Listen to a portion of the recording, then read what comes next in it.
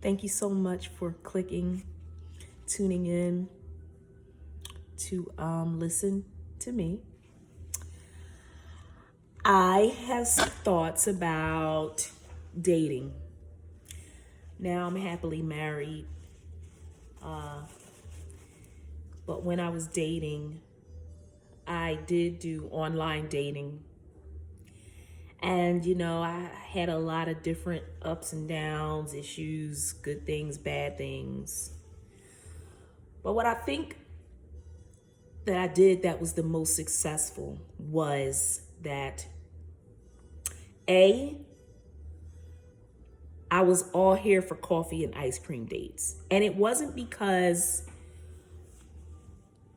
you know, I just wanted to be a pick me or whatever, easy, cheap, or whatever.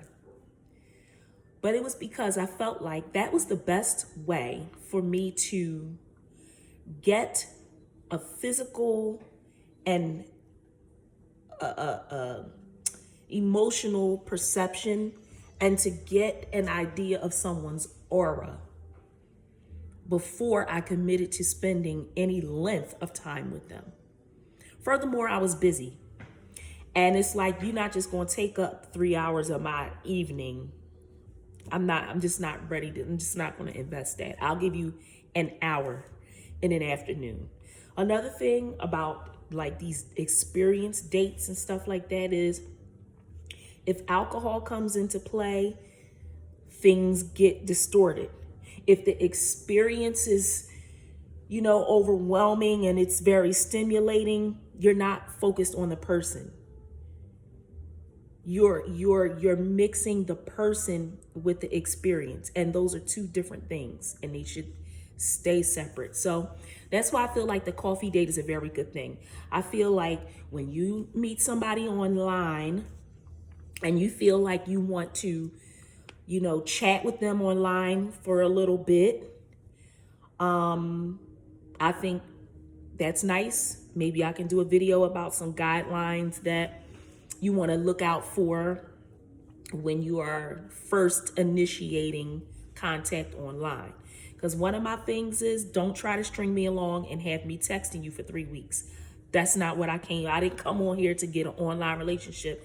I came on here to get an in-person relationship. So after we text a bit and on the app, and I think that I like you, I will give you my phone number, my personal phone number. We can take this off the app.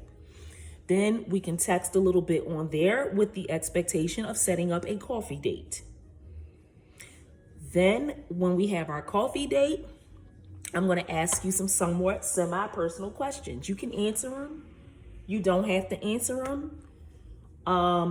But the way you handle it, your body language, your facial expressions, I'm going to see all that over that cup of coffee. And that's going to further inform me as to whether or not I want to go to a concert with you, or I want to go to a nice dinner with you. So I think that the coffee dates are getting a bad reputation because you just have these people out here, particularly women, who want this is you going to show me my worth. I'm going to show you my worth. If you don't take me out to this fancy meal or this fancy experience, then we're not compatible. Well, you don't know that, and so, and with men, I feel like y'all go into these situations with these women because you want another notch, or you want to be, I don't know what they call them these days, but you want to be slanging that thing all over town and getting all this gratification, but you don't know who you're laying down with. See?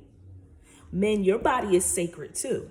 Time for another video. That's the subject for another video, but stop being so easy and then walking into these situations that are don't serve you. So I just wanted to put that out there to say to everybody, this is to men and women, do that coffee date. Definitely get things started with a coffee date, and don't text and chat for too long. I mean, less than a week. Like if we start texting and chatting on Monday, we should have a coffee date set up by the following Monday. Really, we should have it set up within that week.